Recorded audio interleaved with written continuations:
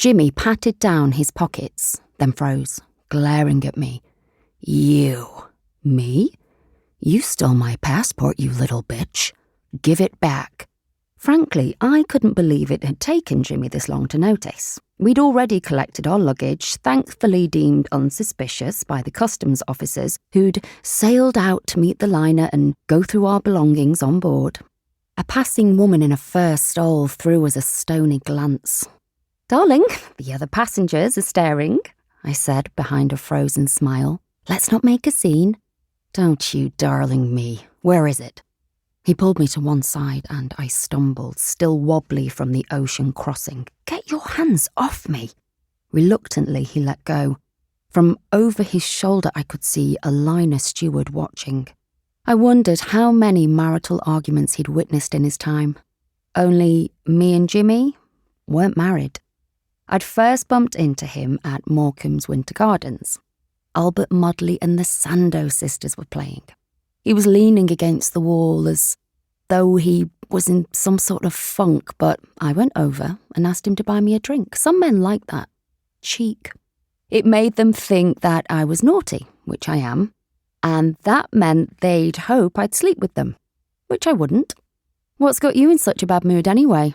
I asked, sipping my Coca-Cola through a straw. "You wouldn't understand," he said, hands sulking in his pockets. "Oh, come on, try me." I'd already noticed that he had an American accent and I was curious. Teeth like a row of condemned houses, which seemed odd for a Yank, but still. "I'm having problems with your guys in Liverpool." "My guys?" "Customs." "Oh." I took him in then, good and proper. The wide lapels, the thin moustache and greased back hair. Clichés are usually there for a reason. "You're a spiv," I said over the music. He glanced around. "Keep your voice down." I couldn't help laughing. Didn't have the heart to break it to Jimmy that one look at his dodgy suit and anyone could see exactly what he was. "What do you deal in?" I asked. "Stockings." Pointedly, he glanced at my bare legs. "Maybe you've heard of them?" A thought prickled my skin. "So, what's the problem with our men in Liverpool? They suspicious?" Jimmy took a long drink of his beer and nodded. My thought was joined by a few more thoughts, and quickly became a plan. "You know what you need," I said. He stared, clearly confused. "A mule."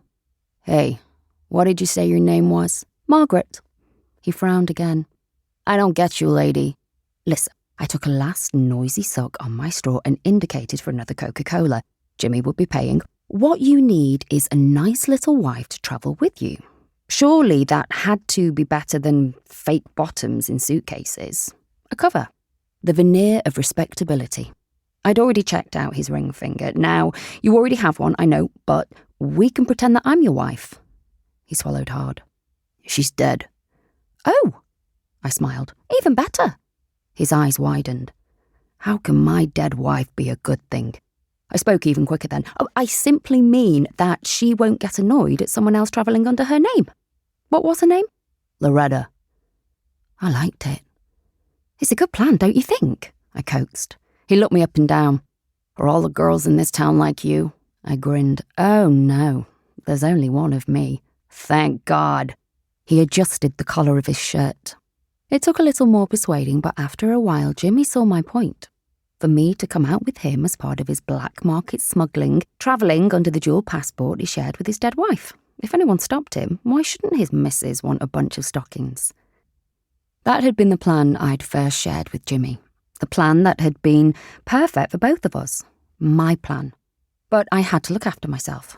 My dreams were too important to risk losing, and right now, as we stood by the exit gate, that passport was hidden inside my unmentionables. "Anyone could have taken your passport," I pointed out, trying not to wriggle with the booklet's corner jutting into my derriere. "It never left our cabin." His hand twitched like he wanted to slap me. I knew the signs, so I was pretty glad of that nosy steward keeping an eye on us. If you're going to blackmail someone, it's best to do it out in public. I let out a sigh, as though tired of this little game when, really, I was enjoying it immensely. "Listen, as it happens, I do have your passport, and you really must stop saying that, Jimmy. It's becoming boring. After everything I've done for me, I finish for him. What do you want? An award for a young woman joining you in a gig that could see her end up in jail?